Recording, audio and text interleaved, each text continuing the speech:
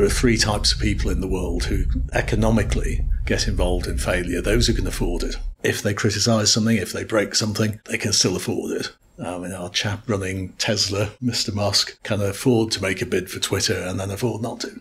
There are those who can't afford to, MPs. Yeah. They get their 70 grand salary. If they get shot as an MP, that's their income over. That's a pretty hard life for them to live. And there's those in the middle who just hide. And I'm sorry to lots of people that I've met in my career, but there are people who have been lucky enough to be with companies for 20, 30 years. The last thing they want is to be criticised to a point that they might lose their career at a point when their pension is looking so good. So you have a problem when you get into a dispute. You get the arrogance of people who can afford. And I've seen that so many times, often from the supply side, but sometimes from a senior level on the client side. There are those who can't afford, those who are desperately trying to say, I know what's going wrong, but I'm being swamped by the crowd in the middle, which is typical of what's gone on in Partygate. Absolutely swamped by a group of people who just want to suppress it, and it doesn't matter that much.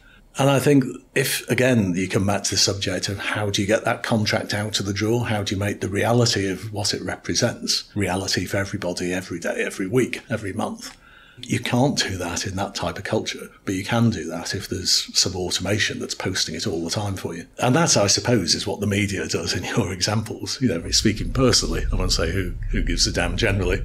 I don't personally care that much. I'm more interested in what's happening to the economy, what happens to people who are having a hard time, what's happening in Ukraine. And in the world of acting, I really can't be bothered what Johnny Depp's problem is. But in business, I've got to be bothered. To keep up with the latest Brooklyn vendor assurance news, subscribe here and follow us on LinkedIn and Twitter. Links in the description below.